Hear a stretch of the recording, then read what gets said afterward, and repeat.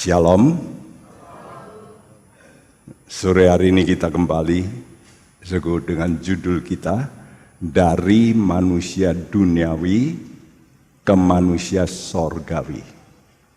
Hidup manusia itu diserupakan dengan pohon. Ya, jelas itu berulang-ulang diceritakan di Alkitab seperti pohon kurma, seperti pohon aras, ya. Dan Tuhan Yesus sendiri berkata, dia sebagai kayu yang hidup dalam Injil Lukas 23. Jadi hidup manusia itu seperti kayu dari pohon yang harus ditebang lalu dipotong. Ya, jadi dulu kita ini manusia duniawi. Kalau kita tidak digarap oleh Tuhan, akhirnya akan terbakar atau jadi lapuk. Tapi kalau kita mau diproses, kita jadi seperti kayu-kayu itu yang di tengah, lalu bisa dipakai oleh Tuhan menjadi alat-alat dalam rumah Allah. Allah kita sangat berhikmat.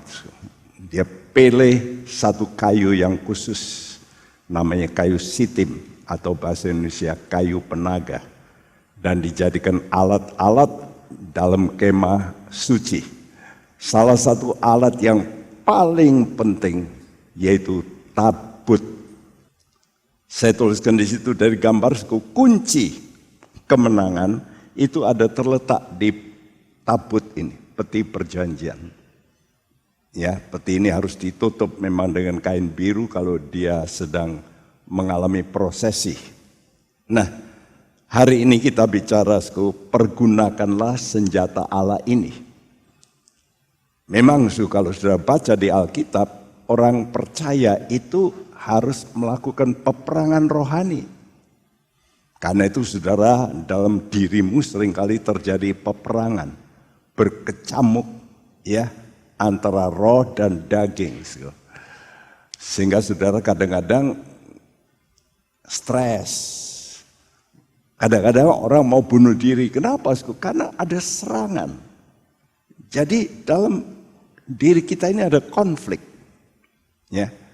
Dan inilah yang harus kita menangkan. Konflik-konflik ini. Dan konflik ini bisa kita menangkan kalau kita mempergunakan selengkap senjata Allah. Allah sudah memberikan senjata itu. Dalam surat Efesus juga dituliskan. Saudaraku, jadi kalau saudara baca dari kitab Kejadian sampai Wahyu, isinya itu banyak peperangan. Lihat aja. Ya, dimulai dari peperangan Bapak Abraham. Itu peperangan terus sampai kita Wahyu, peperangan. Hidup manusia juga begitu. Penuh dengan peperangan. Ya. Nah, semua orang percaya sebetulnya sudah diberi dua anugerah sebagai senjata Allah. Apa itu? Firman Allah dan Roh Kudus. Ini senjata seringkali sudah diberi, masalahnya kita peperangan kalah sehingga hati kita nggak damai. Itu disebabkan karena kita tidak memakai senjata itu. Walaupun saudara pandai, sekolah tinggi, belum tentu hidupmu berhasil.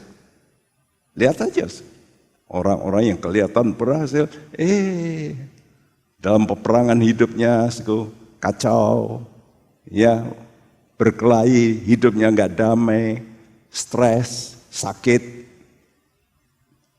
Ada yang bunuh diri, banyak. Bintang-bintang film yang bunuh diri, banyak. Menjadi gila, banyak. Mereka berhasil, tapi gagal dalam hidup. Kenapa? Karena umumnya orang percaya itu tidak memakai senjata ini. Musa waktu dia harus memimpin orang Israel, dia pegang tongkat. Tongkat itu lalu waktu dia naik ke gunung, Tuhan memberitahu pakai tongkat itu. Ini tongkat Allah. Ya, tongkat Allah. Jadi waktu dia dipanggil oleh Tuhan, dia harus lewat padang-padang gurun yang begitu rupa. Nah, itu apa yang dia pegang, lalu Tuhan kata, di tongkatmu ini aku nanti beri kuasa. Ya, karena itu kita sekarang bukan pakai benda-benda, ya, jimat. Wah, dijauhkan dari orang Kristen ya. Jadi saya harap saudara jangan pakai benda-benda apapun. No. Ya. Karena ada ajaran juga masuk Semarang itu pakai benda-benda ini itu. Wah, itu nggak boleh. Itu zaman dulu. Ya. Nah, Israel juga memakai alat waktu menyerang benteng Yeriko. Saudara, selain Tuhan berkata kepada Yosua dalam Yosua 6 ayat 2, aku telah serahkan. Sayang bahasa Indonesia dalam Yosua 6 itu tidak dituliskan kata telah. Tapi kalau sudah baca dalam bahasa Inggris jelas dikatakan aku telah menyerahkan. Jadi walaupun belum, kalau Tuhan sudah ngomong telah, itu artinya pasti sudah, pasti. Karena Tuhan sudah mengucap. Ya, itu namanya firman nubuat.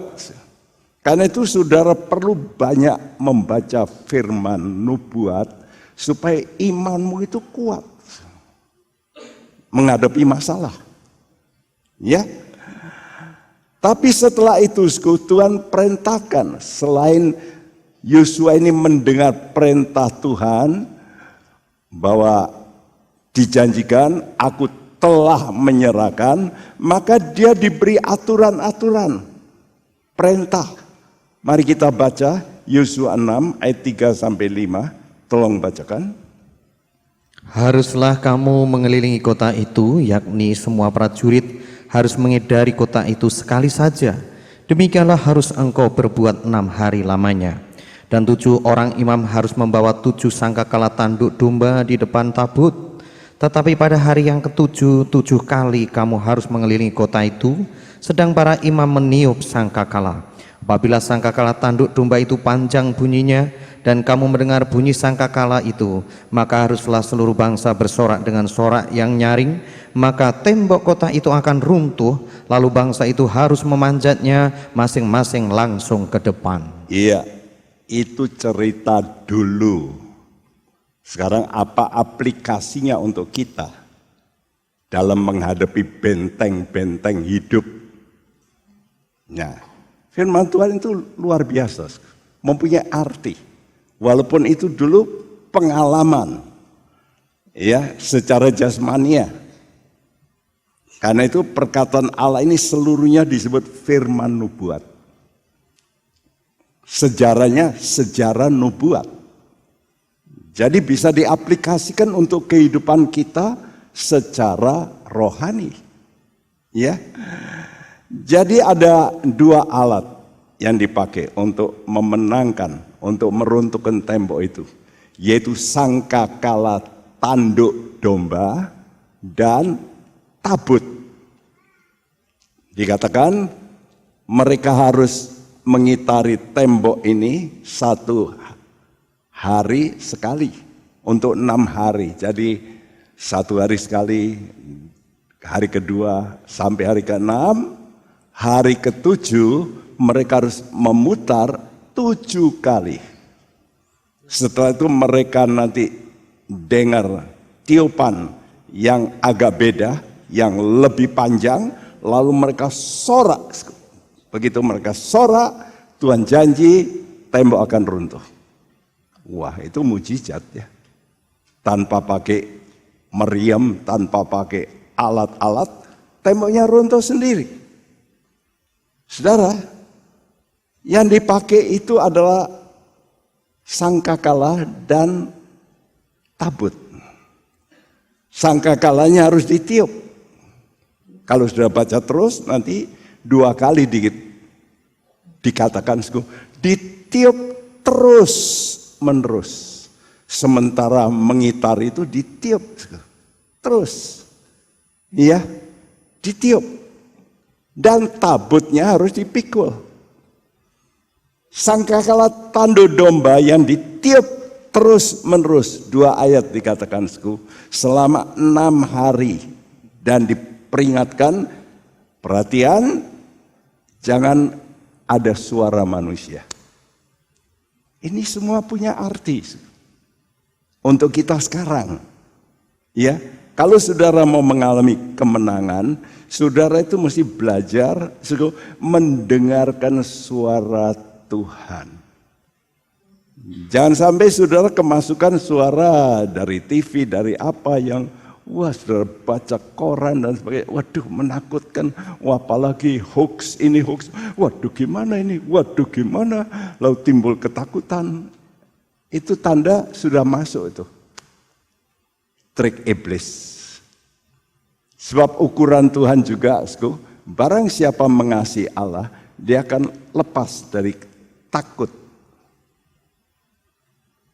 Itu perkataan Allah. Jadi kalau saudara masih ada rasa takut ini, takut itu nanti gimana ya Indonesia? Aduh, gimana ini nanti pemilu? Waduh. Ya sudah, saudara doa. Dan ucapkan ucapan iman, keyakinan. Saudaraku, firman yang disampaikan harus sudah dengar, itu dikatakan ditiup pakai tanduk domba. Kita tahu Yesus itu domba Allah. Tanduknya dipakai adalah tanduk domba. Kalau saudara ke Israel, biasanya saudara membeli tanduk ini. Ada yang panjang seperti ini, ada yang pendek. Ya, ada yang panjang, ya, shofar gitu. Tapi yang dipakai ini biasanya tanduk domba ini. Ya, saudaraku. Lalu mereka, para imam ini mengangkut ini. Ada imam-imam yang meniup. Terus. Nah, dikatakan domba itu Yesus, anak domba Allah. Ya, yang dikorbankan bagi penebusan. Jadi kalau ditiup tanduk domba itu berarti untuk kita sekarang berita penebusan oleh Yesus. Yesus mati punya maksud yang besar. Supaya engkau bisa lepas dari dosa. Dosa itulah yang membuat kita nanti mati. Masih ingat perintah Tuhan pada Adam? Kamu jangan makan buah ini. Kalau kamu makan, mati. Nah, Adam makan. Karena itu dia mati. Tapi Tuhan Yesus datang untuk mengubah itu. Dan Yesus membuktikan walaupun mati, bisa hidup. Nah, kita juga begitu. Kita sekarang harus punya iman ini. Suara penebusan. Kalau kita menjadi orang tebusan, jangan takut mengalami kematian. Justru kalau kita mati, kita akan dibangkitkan dalam status yang jauh lebih hebat. Dan status itu kekal. Karena itu sebetulnya jangan kalau sudah sakit orang, aduh, mimpi ya, nanti mati gimana ya? Nah, kita semua juga mati. Enggak lewat sakit ya mati, betul? Karena itu nanti dalam beberapa minggu, khotbah minggu ada yang begitu cerita. Ada orang berkata, ya kalau saya tidak lakukan juga mati. Oleh karena kenekatannya terjadi mujizat. Ya, saudaraku, karena itu ini suara penebusan harus kita dengarkan terus. Jangan dengarkan suara pendapat manusia. Tapi Tuhan adalah kebangkitan dan hidup. Ya, upah kita besar di sorga. Nah, prosesinya semacam ini. 7 orang imam itu meniup sangkakala. Tapi di depannya itu tentara di depannya. Ini orang pilihan. Lalu umat Tuhan itu di belakang ini, di belakang tabut. Jadi saya bicara bahwa kita seperti umat Tuhan ini harus ngikuti siapa tuh? Ngikuti orang-orang senior yang berhasil, yang punya iman. Karena itu kita suka membaca Alkitab, kita ikuti orang-orang yang hebat, Paulus, Petrus dan sebagainya, itu orang-orang perang rohani yang menang. Coba kita ikuti jejaknya. Ya. Jadi saudara lihat bagaimana mereka tidak takut. Kalau saudara baca, mereka 12 rasul, satu memang gugur, semuanya yang lain martir. Matinya itu nggak enak. Cuma satu yang luput dari hukuman mati, Yohanes. Ya, itu pun mengalami penderitaan, tapi nggak apa-apa. Mereka semua bahkan dengan rela. Nah, kita mesti mengikut ini, ya, alur ini.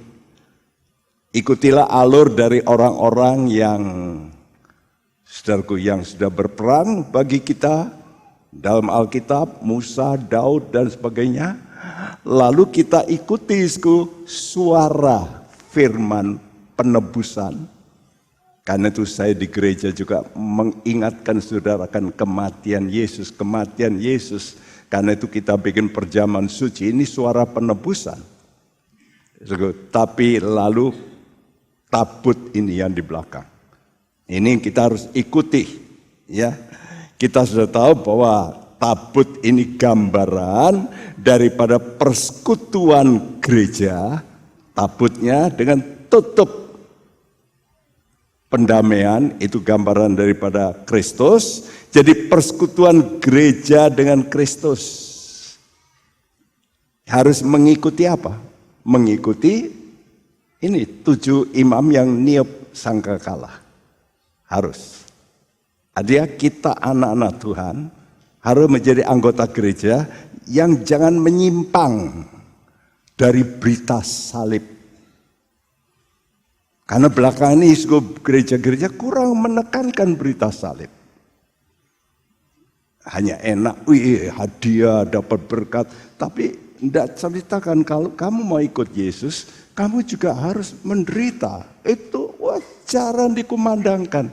Takut kalau jemaatnya lari. Saya nggak takut. Karena justru Tuhan memberitahu. Ini harus terus ditiup ini. Ini harus terus dikumandangkan. Lihat aja tulisan-tulisan Paulus. Ya. Bahwa kalau kita mau menjadi orang-orang yang namanya dipilih Tuhan, itu wajib bahkan menderita karena kebenaran. Wajib. Nanti baca, begitu banyak tulisan Paulus. Kisah Rasul 14 ayat 22, 2 Timotius pasal 3 nanti sudah baca.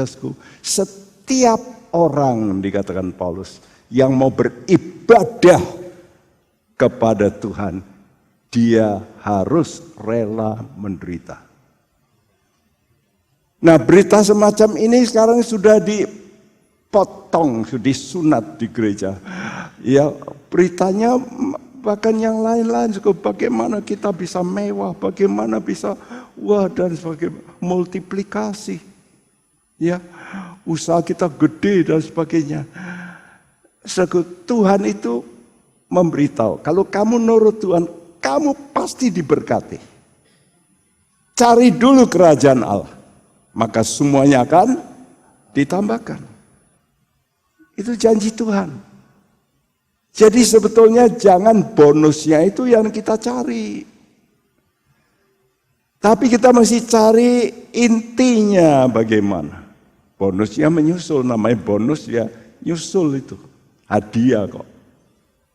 Karena itu dengarkan apa yang dikatakan oleh Paulus 1 Korintus 1 ayat 18. Semua membacakan bersama 2, 3. Sebab pemberitaan tentang salib memang adalah kebodohan bagi mereka yang akan binasa, tetapi bagi kita yang diselamatkan, pemberitaan itu adalah kekuatan dan kuasa Allah. Iya. Kenapa orang Kristen banyak kali, aduh enggak kuat. Ya karena dia dengar selalu, wah ikut Tuhan itu enak, waduh dan sebagainya, berkat Tuhan melimpah. Tapi begitu kena masalah, waduh. Daud apa? Tidak ada masalah. Kalau sudah baca, banyak. Tapi yang penting itu the end. Berakhir dengan kemuliaan. Daud mengalami begitu banyak masalah. Tapi kalau sudah baca 2 Samuel 23 dikatakan orang yang diangkat tinggi oleh Tuhan. Finish well. Baik. Ya. Belakang ini antara kami pendeta-pendeta dikasih kiriman beberapa pendeta yang gede-gede di Amerika bunuh diri. Ada yang bunuh diri, istrinya juga bunuh diri. Dia berkata tidak kuat ngadepi omongan jemaat. Akhirnya apa? Ya mati aja enak. Loh, kok mati enak? Yang lebih celaka, istri yang berkata begini, suamiku walaupun bunuh diri pasti masuk surga. Waduh, saya baca itu, ini gimana toh ya? Ini kan membuat banyak orang nanti kalau mengalami kesulitan, ya ikut itu ngomongannya begitu. Gimana ini konsepnya, saudara? Nah, sekarang gereja Tuhan ini tidak memakai alat-alat loh ya. Saya peringatkan saudara. Ya. Karena itu nanti kalau ada orang apa-apa, jangan nanti ada orang sakit, saudara pegang Alkitab ditaruh sini. Sembuh. Loh, ininya jadi apa nih? Jimat. Jangan ya.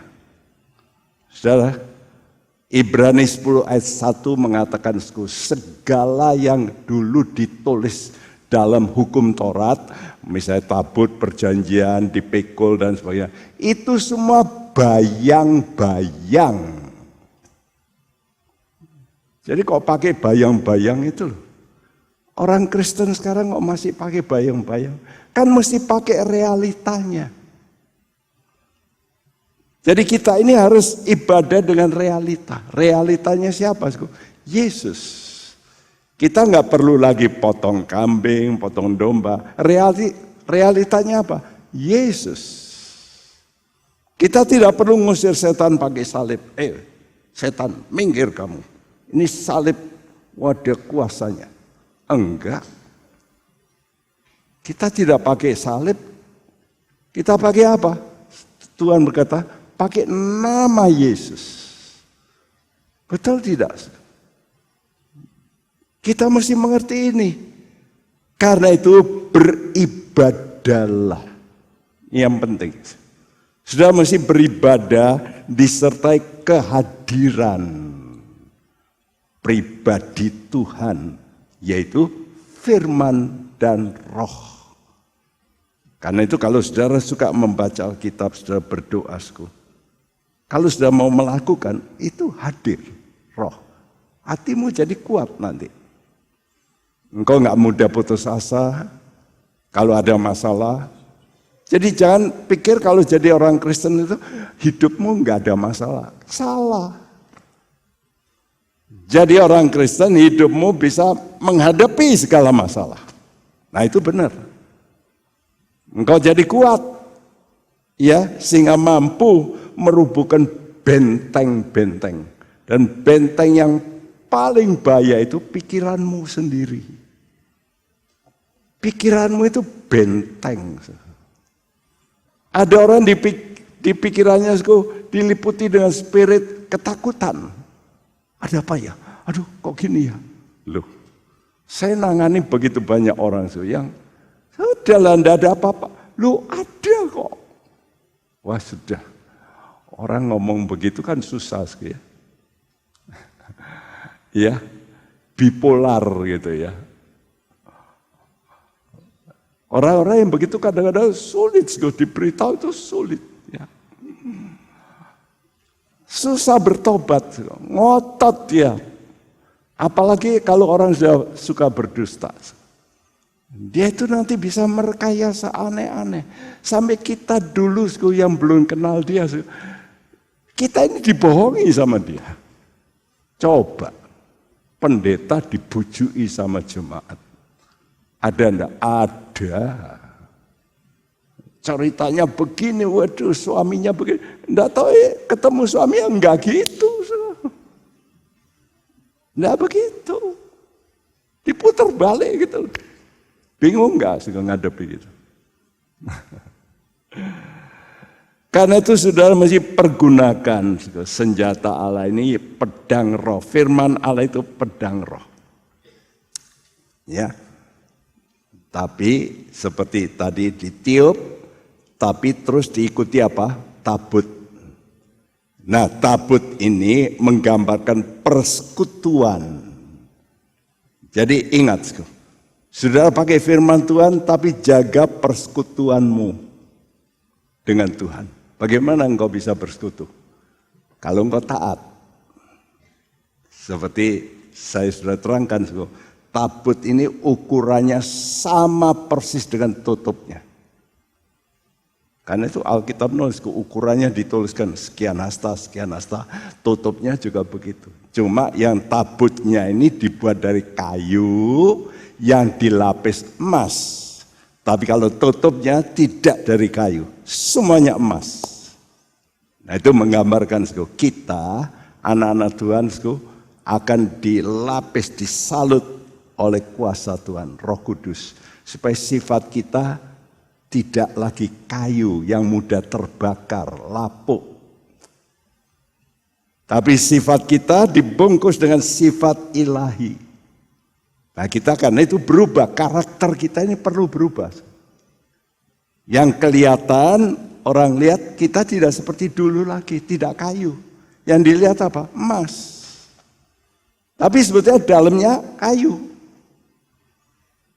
Tapi tutupnya ini sepenuhnya emas. Itulah Yesus. Nah kita mesti hubungan dengan Yesus seperti itu. Dan salah satu yang harus kita lakukan untuk meruntuhkan yang paling berat itu jiwa saudara. Maumu, pokoknya begini, aku tak pikir, nah, betul enggak? Saudara kalau berdebat sama orang, tak pikir gitu. Nah, itu kan jiwa. Memang ini problem, mari kita baca 2 Korintus 10 ayat 3 sampai 6. 2 Korintus pasal 10 ayat 3 sampai 6, tolong bacakan. Memang kami masih hidup di dunia, tetapi kami tidak berjuang secara duniawi.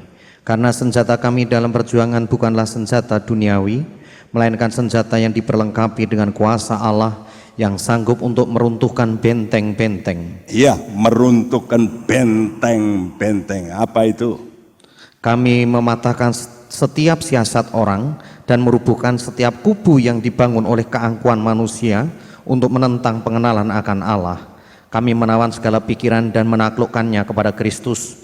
Dan kami siap sedia juga untuk menghukum setiap kedurhakaan bila ketaatan kamu telah menjadi sempurna. Benteng-benteng itu apa? Di sini katakan kubu-kubu yang dibangun oleh keangkuhan manusia. Jadi tiap orang itu punya yang namanya egoisme, kesombongan. Semua. Setelah Adam jatuh, semua kena. Karena itu begitu lahir, sudah lihat aja. Ya. Bayi-bayi lahir. Bagaimana? Nangisnya mesti. Tidak ada yang, nggak ada. Ya.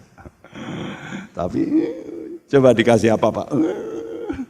Dibawa kemana? Ke mulut.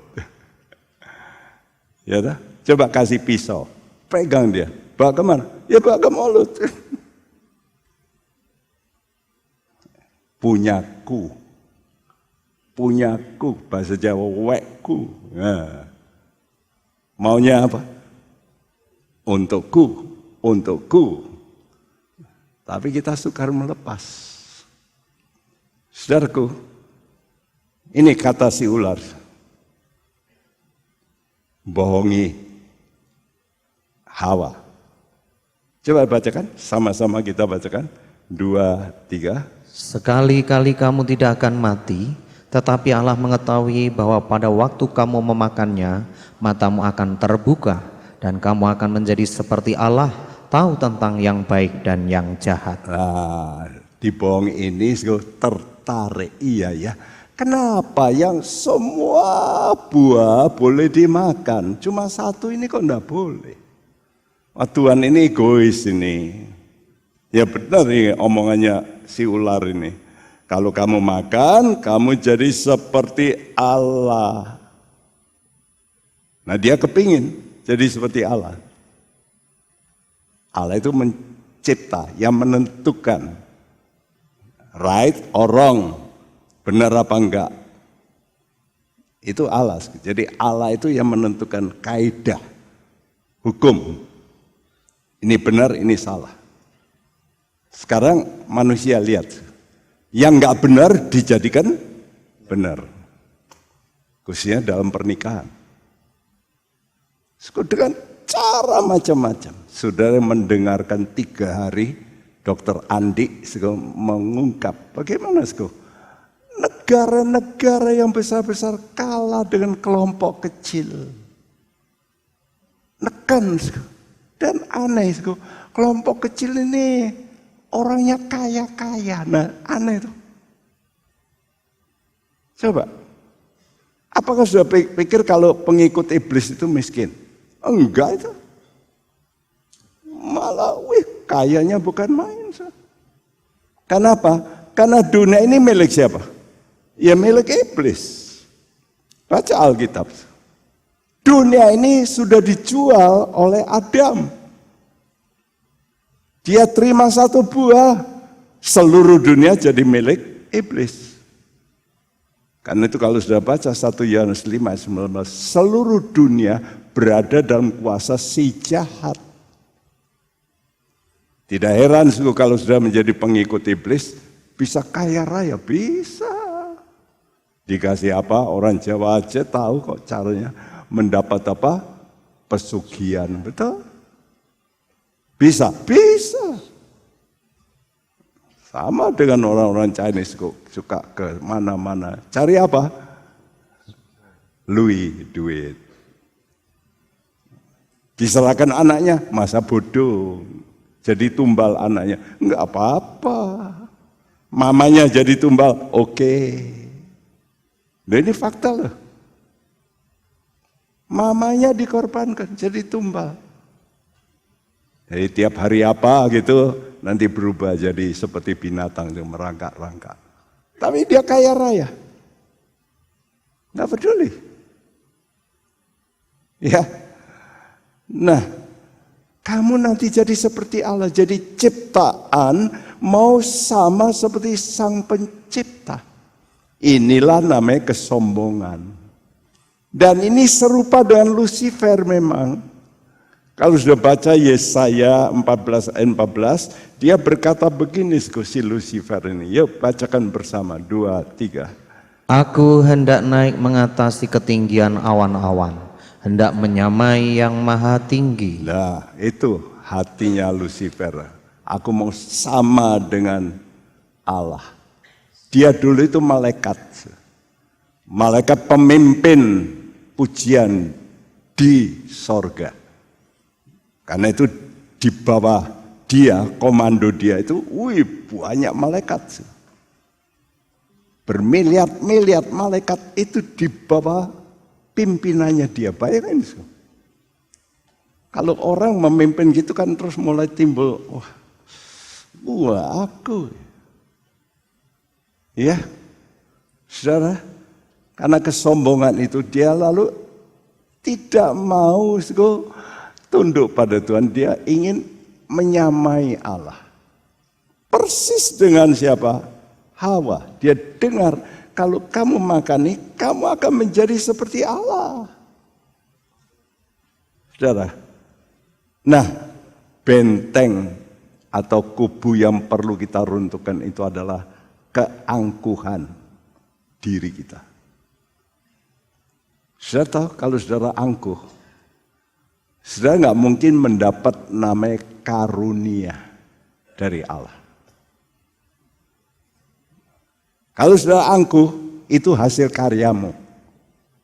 Tapi bukan dari namanya berkat. Bukan. Itu dari iblis bisa malah.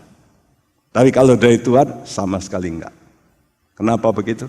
Karena Allah mempunyai kriteria. Dalam Yakobus 4 ayat 6, 1 Petrus 5 ayat 5 katakan, Allah melawan orang congkak.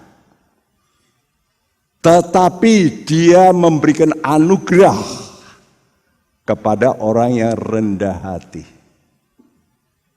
Karena itu masalah kita itu sebetulnya saudara mesti terus mendidik dirimu, jangan sombong. Udahlah.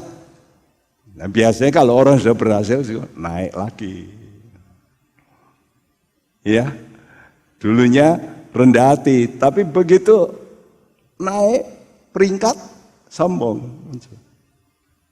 Contohnya Saul itu. Saul itu sebelum jadi raja, rendah hatinya bukan main. Waktu dia dipilih jadi raja, dia berkata, dia sembunyi. Sudah diumumkan Saul yang terpilih, dia malah sembunyi. Nggak layak. Ya, tapi setelah dia jadi raja, tersinggung dia. Waktu wanita-wanita mulai bersorak-sorak, Daud yang bikin menang, ngalahkan Goliat. Wah, kalau Saul cuma ngalahkan ribuan, Daud bisa ngalahkan puluhan ribu. Wah, dengar itu dia langsung, kurang ajar Daud ini. Bisa merebut kedudukanku. Sombongnya keluar. Nah, hati-hati ya. Jadi perhatikan. Orang itu dulunya baik, belum tentu baik terus. Orang itu dulunya rendah hati, belum tentu rendah hati terus. Coba aja lihat. Aneh, kalau waktu dia rendah hati terus keberkatan. Nah, waktu keberkatan itulah dia pikir, ini kan usahaku. Nah, itu mulai dari situ. Lalu dia mulai sombong. Ini sudah menjadi fakta di mana-mana.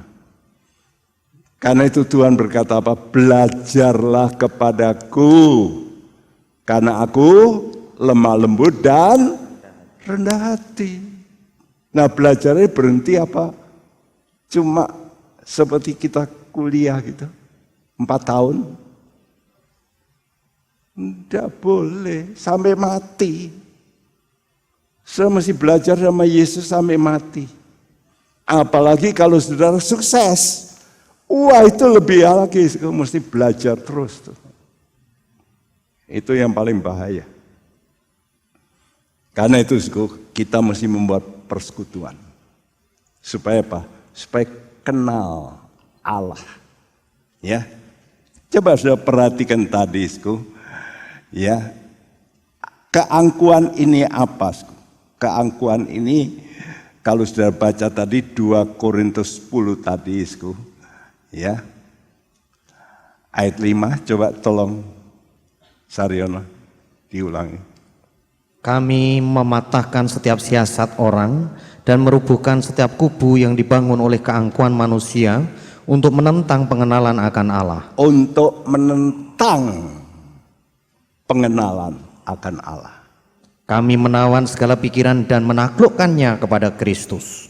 Jadi yang harus kita hati-hati apa? Pengenalan. Nah, pengenalan akan Allah ini ditentang oleh iblis. Jangan manusia itu kenal Tuhan. Ya, mana kalau saudara beribadah gitu, kalau sudah konsentrasi, oh dia datang di sebelah saudara. Wah, silir terus ngantuk. Nah, supaya Pak, ya supaya tidak kenal sama Tuhan. Betul nggak? Halo, kalau baca Alkitab, ngantuk. Tokoh-tokoh seperti Daud lupa. Kalau bintang film, ingat. Sampai cerita cerai berapa kali kawin, ingat. Wah, aneh ya orang-orang ini. Tapi kalau di sini cerita Alkitab lupa. Itu sudah kena sihir. Gimana bisa kenal Tuhan? Saudara, kenal Tuhan itu melalui persekutuanmu dengan firman. Nah, misi utama roh jahat itu menentang pengenalan akan Allah. Karena itu caranya gimana? Baca ini. 2 Korintus 4 ayat 3 dan 4. Sama-sama kita bacakan. 2, 3. Jika Injil yang kami beritakan masih tertutup juga, maka ia tertutup untuk mereka yang akan binasa, yaitu orang-orang yang tidak percaya, yang pikirannya telah dibutakan oleh ilah zaman ini, sehingga mereka tidak melihat cahaya Injil tentang kemuliaan Kristus yang adalah gambaran Allah. Mereka tidak melihat cahaya Injil kemuliaan Kristus. Dengarkan, kapan Kristus itu mulia? Setelah dia mati, betul? Benar enggak sih? Kristus itu mulia setelah dia mati. Nah, kemuliaan ini loh yang harus kita lihat. Karena itu saudara harus lewati itu. Ya, itulah sebabnya manusia itu dipakai oleh iblis untuk apa? Untuk menghalangi pemberitaan Injil. Karena Injil itu yang membuat saudara bisa kenal Tuhan dengan baik. Dia menghalangi dengan kelompok-kelompok tertentu di dunia ini. Ada pemerintah yang menghalangi pemberitaan Injil. Betul nggak? Ditangkap, kumpul aja untuk dengarkan Injil, ditangkap. Saudara, Allah itu memang dapat dikenal. Tidak melalui firman Tuhan, bisa. Melalui apa? Alam ciptaan. Itu dituliskan dalam Roma 1. Lihat alam ciptaan. Mestinya orang ngerti. Wah, aneh ya, binatang ini kok lucu-lucu, kok bisa ngerti. Loh, siapa itu baliknya pencipta?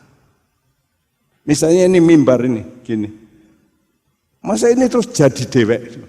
Oh, evolusi, terus keluar ini. Ya enggak toh. Ya mesti ada yang buat toh. Tapi mereka tidak mau mengakui. Makanya Kejadian 1 ayat 1 berkata apa? Pada mulanya Allah mencipta langit dan bumi. Itu paling ditentang oleh ilmuwan. Enggak. Makanya tanya sama mereka, mana lebih dulu, telur apa ayam? Jawabannya kan terus bolak-balik. Ayam dari mana? Dari telur. Telur dari mana? Dari ayam. Ayam dari mana? Dari telur. Kalau kita ayam Tuhan cipta. Berhenti, ya toh? Kalau mereka diputar terus. Ayam telur, ayam telur, ayam telur. Pusing saudara. Manusia itu dari kera. Ya lihat mukanya apa kera-kera semua kita. Mau? Jangan mau ya. Tapi orang percaya itu. Roma 1 ayat 19 sampai 20. Coba bacakan bersama. 2, 3. Karena apa yang dapat mereka ketahui tentang Allah nyata bagi mereka. Sebab Allah telah menyatakannya kepada mereka.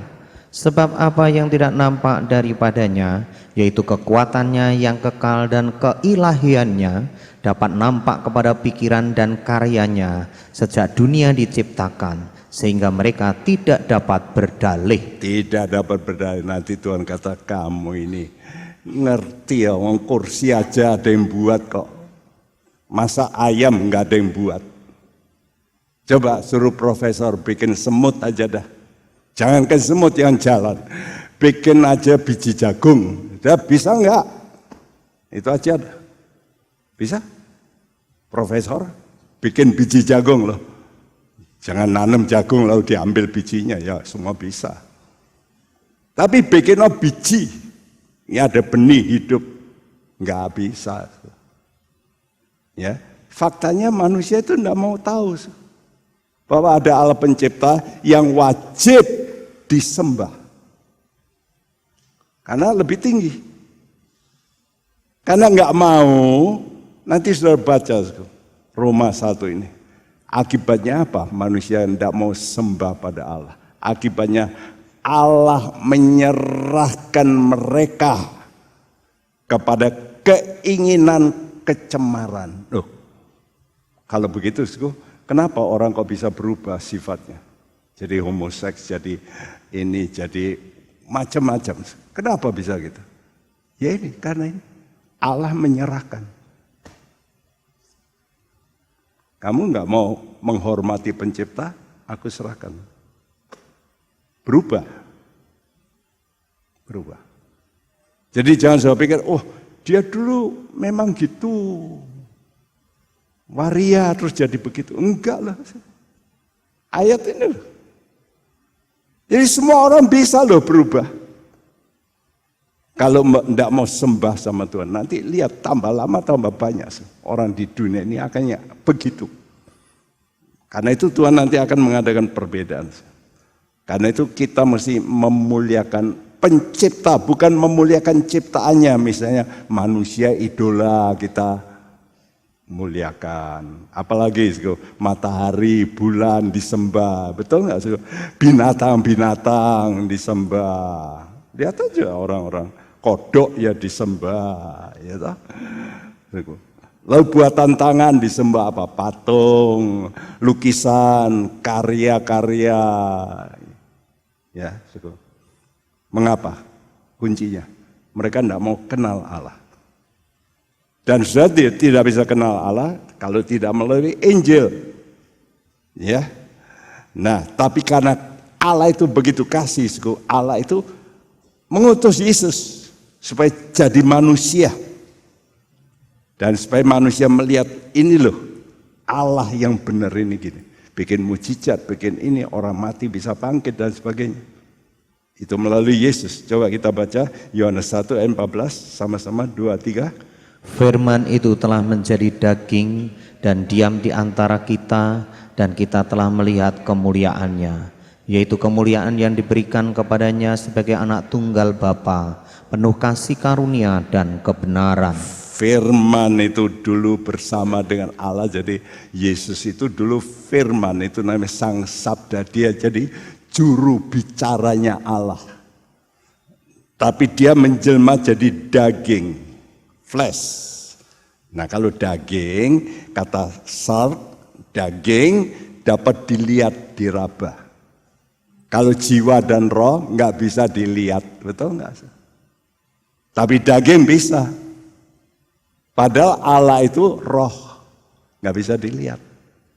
Tapi Allah jelma jadi manusia supaya bisa dilihat, supaya ini loh, Allah itu begini,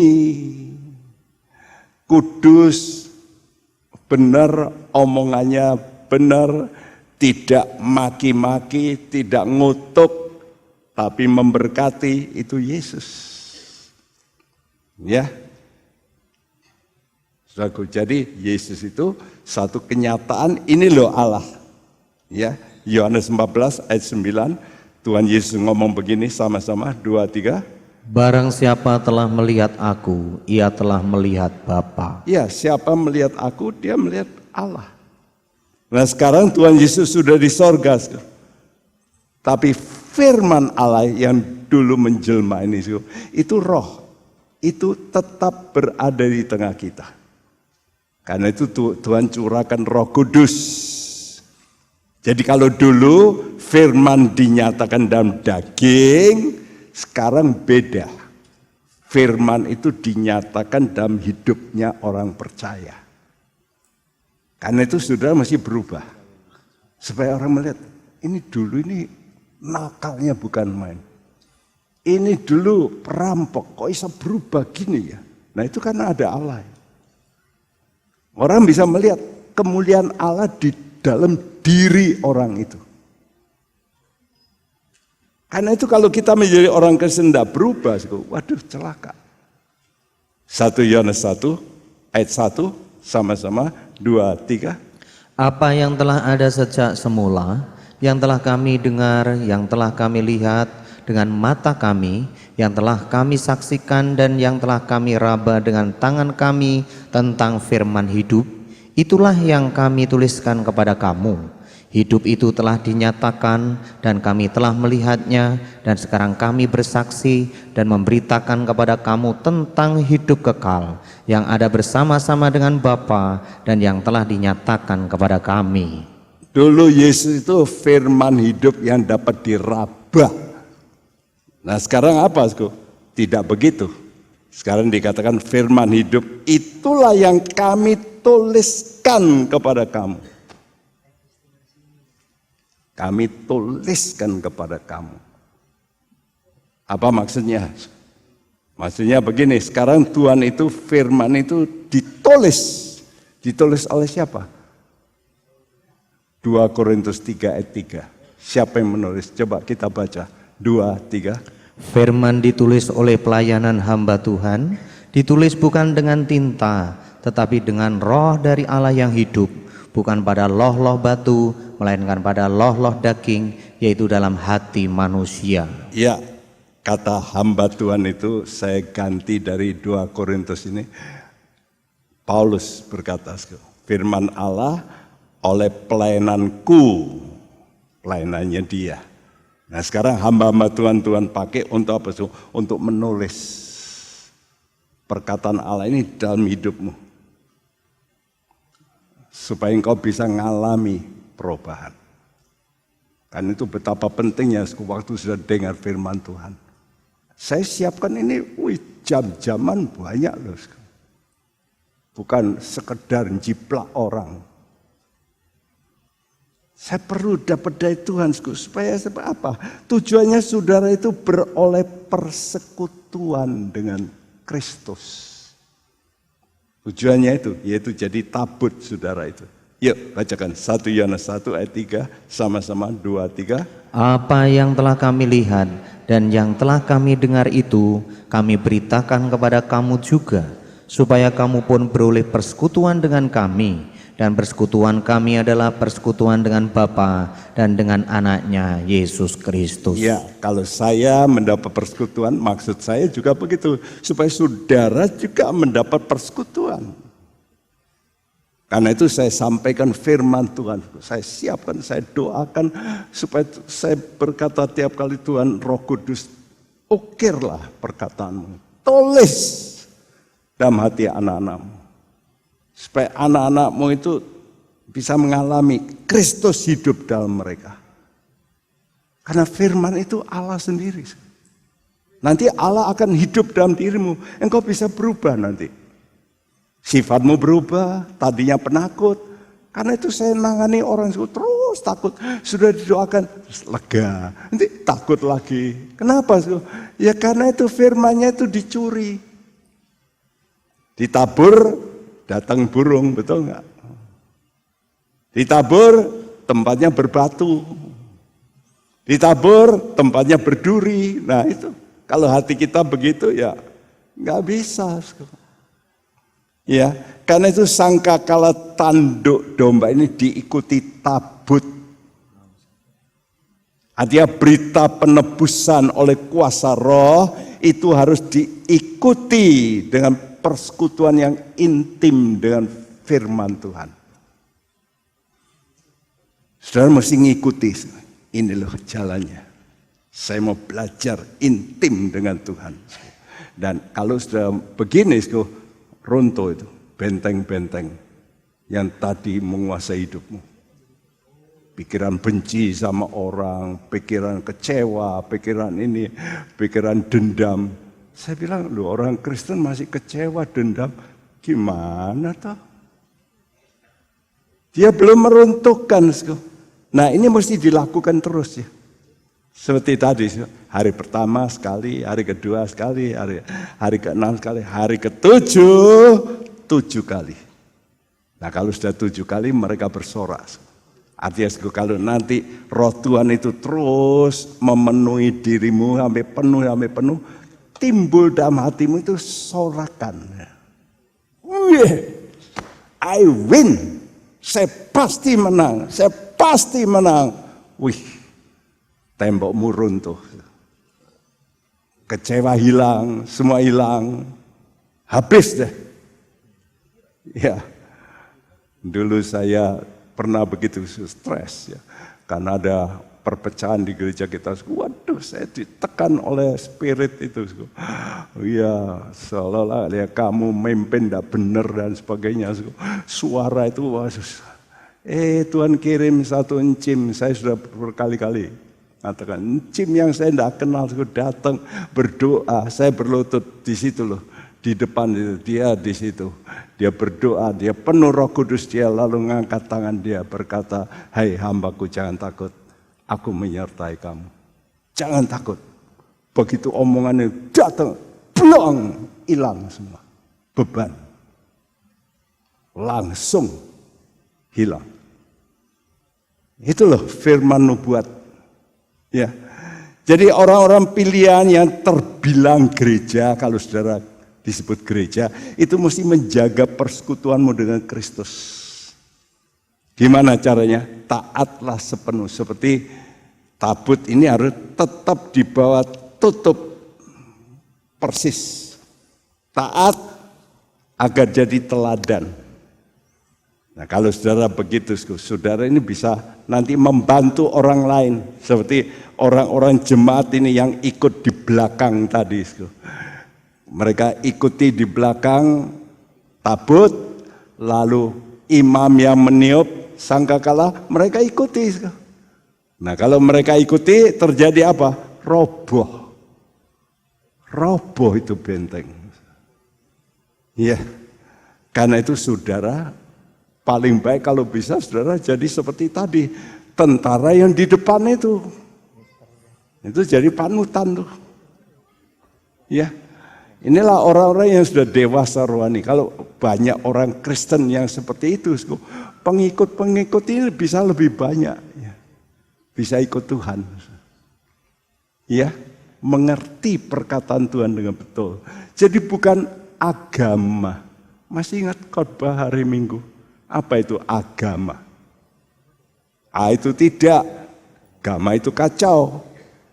Jadi orang bikin agama supaya hidupnya tidak kacau, itu agama.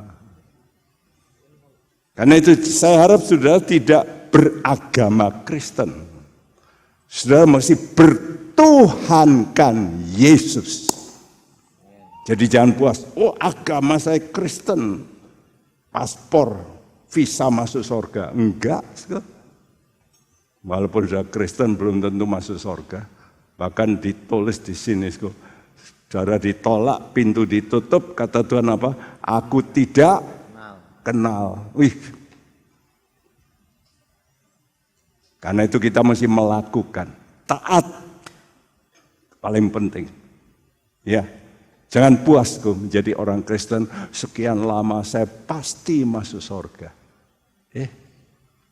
Kalau hidupmu enggak berubah, bikin gara-gara nanti di surga kalau diizinkan Tuhan, betul nggak? Engkau bikin hiruk pikuk di surga. Kalau engkau di sana masih kecewa, surga penuh roh kecewa, ya bukan surga. Ada makian masih keluar di surga, bukan surga, itu neraka itu. Mana coba praktek hidup kita ini berubah enggak? Ayo kita datang sama Tuhan, engkau minta Tuhan lepaskan saya, aku patahkan ini, ya kubu-kubu pikiran daging, ingin ini, ingin itu yang salah, harus dihancurkan, kita patahkan. Tulus, kita harus sungguh-sungguh mengikut Tuhan.